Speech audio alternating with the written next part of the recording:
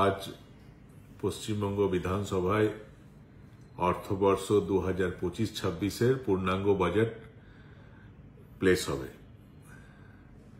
সম্ভবত 2026 বিধানসভা নির্বাচনের আগে এটাই লাস্ট পূর্ণাঙ্গ বাজেট।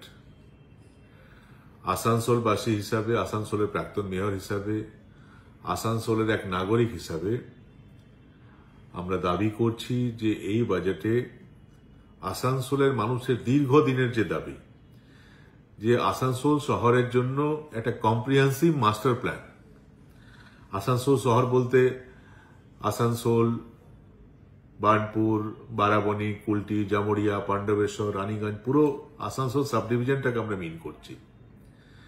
এটা আনপ্ল্যান্ড সিটি এবং বিগত 10 বছর ধরে এই দাবি আসানসোলের মানুষ করে আসছেন যে আসানসোলের সামগ্রিক উন্নয়নের জন্য একটা মাস্টার প্ল্যানের প্রয়োজন, যেখানে বিভিন্ন দপ্তরের যে চাহিদা সেটা অ্যাড্রেস করা হবে এবং আসানসোলের মানুষের জীবনের মান উন্নয়নের জন্য অর্থ বরাদ্দ করা হবে।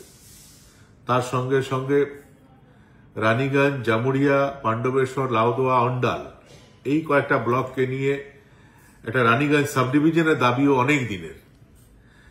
তো জানি না যে এবছর বিধানসভা নির্বাচনের ঠিক আগের এই বাজেটে নতুন সাব ডিভিশনের কোনো উল্লেখ থাকছে কিনা, বা মাস্টার প্ল্যানের যে দীর্ঘদিনের দাবি সে দাবি পূরণ হচ্ছে কিনা। এই দুটো দাবি যদি পূরণ হয়, কম্প্রিহেন্সিভ মাস্টার প্ল্যানের যদি দাবি পূরণ হয়, বাজেটে তার জন্য ফান্ড অ্যালোকেশন থাকে, আমরা স্বাগত জানাবো। এবং নিউ সাব ডিভিশন যেটা দীর্ঘদিনের দাবি, রানীগঞ্জ সাব ডিভিশন, যেটার মধ্যে রানীগঞ্জ, অন্ডাল, লাউদোয়া, ফরিদপুর, পাণ্ডবেশ্বর, অন্ডাল এই বিভিন্ন ব্লককে নিয়ে একটা নিউ সাব ডিভিশন, এই দুটোর যদি সংস্থান থাকে তাহলে সবাই আমরা এই বাজেটকে আসানসোলবাসী হিসাবে আমরা এটাকে স্বাগত জানাবো।